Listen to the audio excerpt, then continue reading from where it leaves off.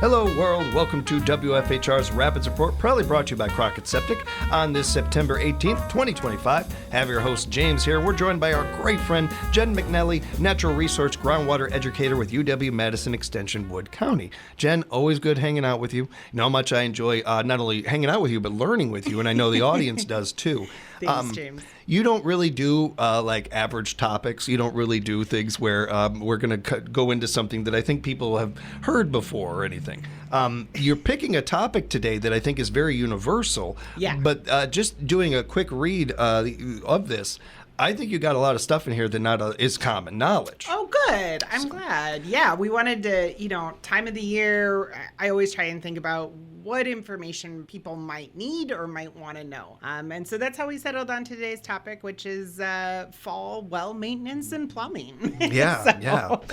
Which is only getting to be a bigger and bigger topic as we go on, and we see the flooding happening in parts of our state. Even here locally in Rapids, I know my parents, anytime they're going to see a lot of rain, they start to worry. Yeah. It's something to think about. That's a great point. I didn't even think of that. So I appreciate that. It's covering bases with you. That's all we do. It's a team effort here. But yeah, as the cold weather is beginning to move in, we're going to hopefully prepare some people, help people be prepared a little better. Yeah, absolutely. It's, that time of year where people are out there doing yard work and stuff. And so it's a great time of year to also just take stock of the situation. So a lot of what we're probably going to talk about today really is highly applicable for those people who live in more rural areas and have a private well. But we'll also touch on a couple topics for those that live in the city too. So yeah, no matter what, it's a great time, like you said, before the cold settles in, to take a look at your plumbing and your well situation to find out if everything is in good working order. That's really something that we want people to do at least once a year. Mm-hmm.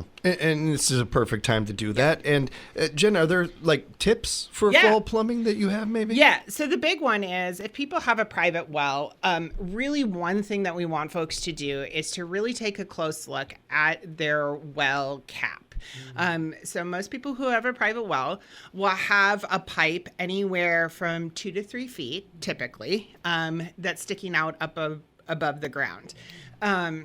And that pipe should have a secure well cap located on the top of it. And what we want folks to do is to take a close look, not only at the cap, but also at the pipe. Are there any cracks in it? Have you run it over with a lawnmower recently and damaged it? I've done that. Yeah, I've done exactly. that. I'll be honest, I've done that. Make sure that cap should have screws in it. Make sure that those screws are there and that cap is tight on the top. And then one place that a lot of folks don't look on the underside of that well cap, there are usually 1 or 2 small screens that allow like pressure to change within that well. Sometimes those screens get knocked out of place. And so we want folks to kind of either get down below it and look, or to even feel, are those screens still in place? Are there any holes or anything like that? I personally had a private well in a different home that I lived in, and those screens were missing, and we didn't know that until we had our water quality tested and had a bacteria issue, and come to find out ants had gotten into our well and caused this bacteria issue, and everything looked fine, but we really hadn't taken that really close inspection. So, it's a good reason for people to take a close look. All great tips, especially so many of these things, and this is not a judgment thing. We all do this to a degree with certain things. Oh, it's there. It's good. Right? It's already in place. I don't have to think about it anymore. Yeah. There's a lot to think about. There's a lot to do around a home. It's understandable that certain things might get missed or just not thought about even. I appreciate you bringing attention to some of this, and especially the detail to it, because the screens, I thought I was hanging with you on the cap and seal. My dad is pretty good about that and keep an eye on it. He really got me and my brother and sister to look for those things. But, the screen, I didn't think about that. That's good. No, absolutely. And sometimes folks don't even know where that well is located on their property. So that's always a good thing too, that if you're like, I really don't even know where that pipe is, it's a good chance to go out and try and locate it, or to differentiate it from your septic system too. If you live out in the country, you'll have some observation pipes for your septic system, and a lot of times those two things can be confused with each other because they both have caps. And it's also a great time of year to go out and take a look at your septic system too. Make Yeah. sure the caps are there on those and that your septic tank lid is locked down, and that you're maintaining your annual maintenance on your septic system, that you should also be doing. So good chance for both of those. One other thing that we encourage people to do with that pipe, and I think it's especially pertinent as we're doing yard work and stuff, is we really want to make sure that we also don't have a bunch of like vegetation around that pipe or piled on top of it. And that we're also thinking about when it comes time for snow, which knock on wood, we're not dealing with yet, that we're not piling snow on top of that pipe as well, because that vegetation can encourage, different rodents or, insects or whatever else to take up habitat there. Snow carries a lot of different stuff with it, which is not good for our water. And so we just want to make sure that we're, maintaining a clear space around that well pipe. In addition, we also want to take a look if your well is closer to your home, where your downspouts are coming from and where those downspouts are directing water to. If you have water directly flowing towards that well pipe, that's not a great thing in terms of like bacteria. Bacteria loves like moist, wet conditions to grow in. And so if you have standing water pooling around that well pipe or flowing towards it, that's just asking for potential for bacteria growth. So those are also things that we want people to kind of be aware of and where water is going. Really good idea about checking where those downspouts are directed. That's a really good one to it too. And all these things are, I wouldn't, depending on where your well is located and stuff, this is a case-by-case basis, certainly. But I don't think anything that you've suggested or brought up right now is really, arm-breaking or anything. It's not a huge task. No. And the payoff is so worth it. Right. It's more of a safety precaution thing, keeping trouble from happening. There was a survey done for folks who were, looking at addressing potential issues, and the cost savings by doing it upfront is just huge compared to what you have to go through after the fact, if there is an issue in place. So. And it's a great segue into what I wanted to ask next. And in part, we do this show for our listeners and everything. Every once in a while, there's something that I'm saying directly to my father. And while my dad doesn't have a well, if he did, I would have to remind him that he should not try to tackle it himself. He should not try to fix. Duct tape is not going to fix this one, Jim. No, it's not going to do it. And that's hilarious because I actually know a specific well that I drive by every day on the way to work that has got duct tape wrapped around it. So I have got this mental picture of exactly what you're talking about in my head. No, wells are one of those things. Like, I appreciate DIY to your heart's content. Wells are one of those things. If you do have an issue, don't fix it yourself. Don't try. This is a place for licensed professionals to do. In fact, every time you open up a well cap, you're really running the risk of introducing bacteria. And the state actually has a rule in place that if that well cap is opened and work is done on the well, they have to be doing a test I thought I heard something about for that. bacteria and stuff afterwards. And while there really probably isn't going to be somebody checking up to make sure that's done, it's a great rule of thumb, just because, it is something that you're directly consuming. And so really for your own safety, that's best left to the professionals. And when you do have well problems, reaching out to our DNR, reaching out to is there certain places we should go? Yeah. So 2 great resources. DNR maintains a list of certified well professionals across the entire state. If you want something locally, the Wood County Planning and Zoning Office also maintains a list of well professionals that work in the area commonly. So both great resources to go to find those folks. Speaking with our good friend Jen McNally from UW-Madison Extension, Wood County. Jen, you mentioned this a little bit before, that this is also a good time to be checking our septics and some of that. Yeah. So, septic maintenance is required and an inspection is required every 3 years by the county and state. So just making sure that you're on that routine of maintaining your septic system and having it inspected. If you're not sure where you are, you can call the Planning and Zoning Office and they can let you know where you're at in that inspection process. And then if you have a septic tank, you should be having that pumped routinely as well. So I do think it's ironic that we're sponsored by Crockett Septic today. So it's a great hilarious. reminder. It's wonderful. That's well done. Well done by you. As well, which is great. And what a cool resource that they're able to help you, like, especially if you're a new owner of a home or something, and that's just one of those bits of information that got lost in the shuffle, that they're able to help you know, hey, we were able to check it two years ago or whatever it might be. Yeah, exactly. And know where you're at, because that is one of those things, especially if you're not used to having a septic and a well, that can be a pretty steep learning curve for folks to try and figure out and find information. DNR, Department of Health Services, all have great basic information on how to learn about both your septic and your well, which I encourage people to do, to take the time. They're pretty cool systems. Yeah. When you think about it. So. And as far as things to look for when checking it out, the cracks or that might be in place or something like that. Yep. You want to just, for both wells and septics, again, cracks, anything that looks like it's damaged, making sure that caps and lids are in place, and like your septic tank lid is locked down. That's required in state statute. If you do stumble across something, it is not uncommon, especially in our rural areas, to stumble across an old septic system or an old well that's no longer being used. And those things, in that case, we really want to make sure that we're getting those taken care of and out of the landscape. So for wells, we want to make sure that they're properly filled and sealed.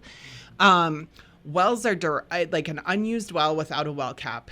Just think about it. It's an open pipe. It's a direct conduit right down to your drinking water or local water resources. And so the possibilities for contamination really significantly increase. And frankly, the same thing happens for like an unused septic system, an unused tank. I mean, we still have, in certain situations, pit wells. Not only the risk for contamination, some of those larger cisterns that are out there are really kind of dangerous for folks too.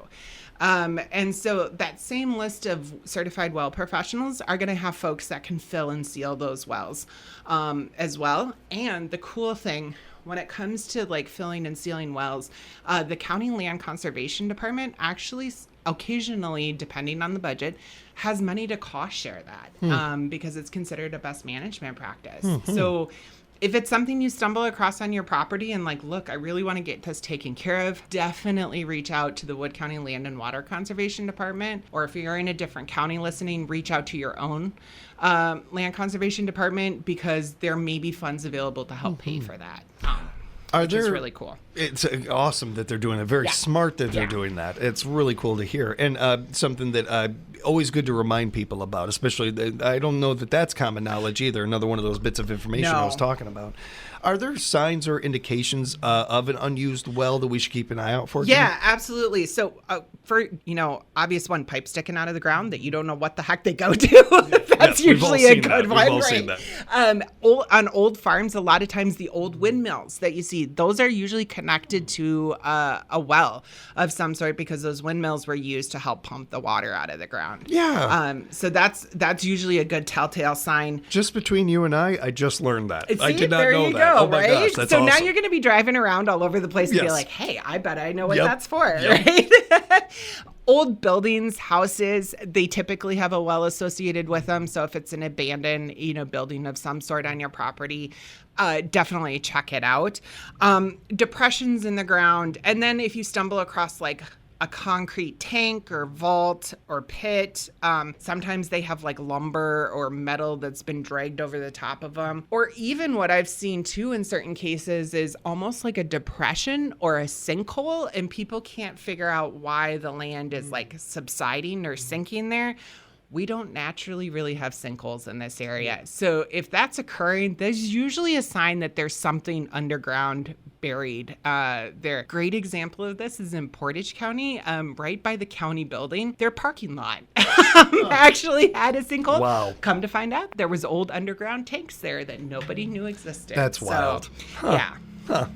And we would like to also remind people, and I think you might have mentioned this before, or maybe it's just we've mentioned it a number of times, but there is really not a bad time to for a water test. This is a perfect opportunity to do that. Yeah, while you're out and about, I'm always going to plug that when we're on here.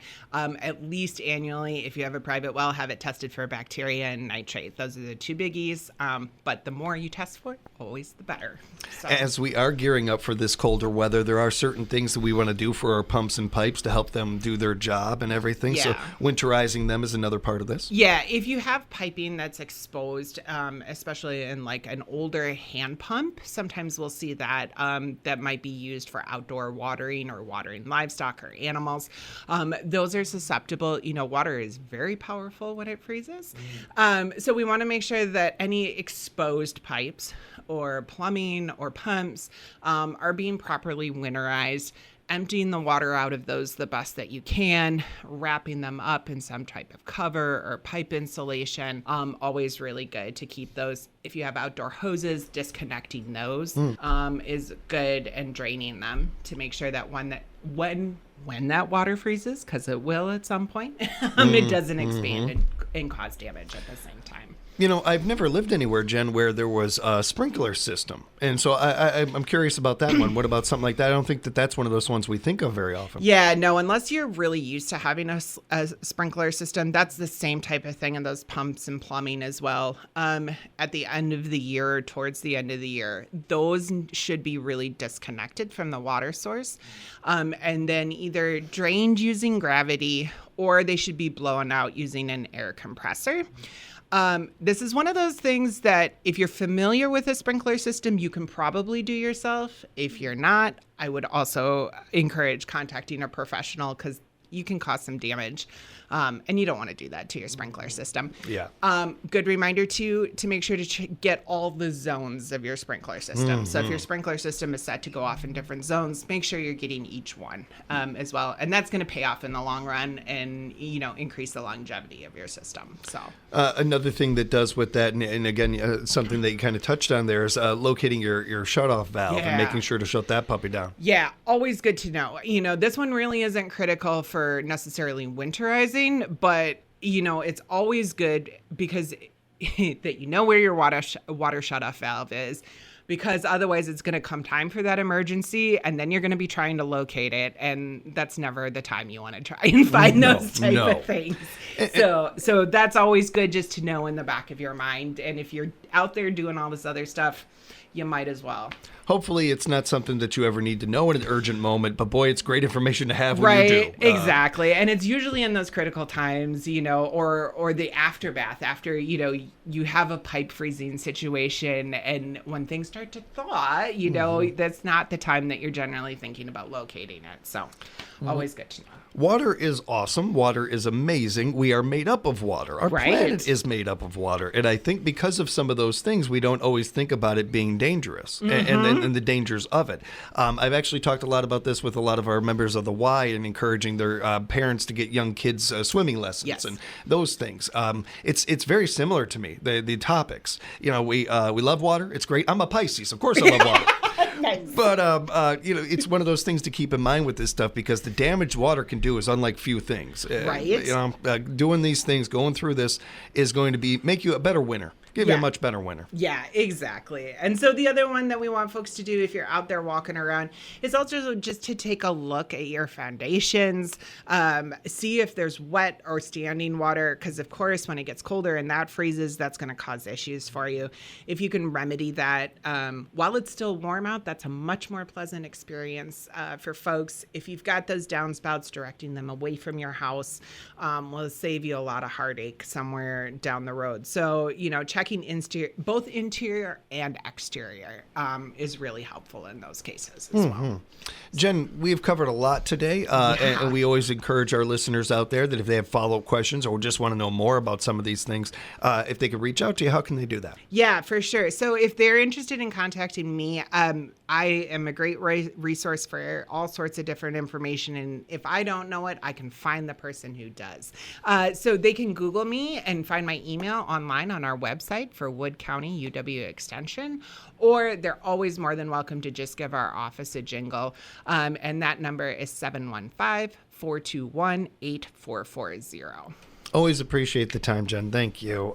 Again, that website, extension.wisc.edu, and be sure to follow them on social media and share their posts on your page. You just never know who might see them otherwise. And looking forward to hanging out again real soon, Jen. Thanks for the time. Absolutely. Thanks, James. Thank you to our friends at Crockett Septic for sponsoring another edition of WFHR's Rapids Report.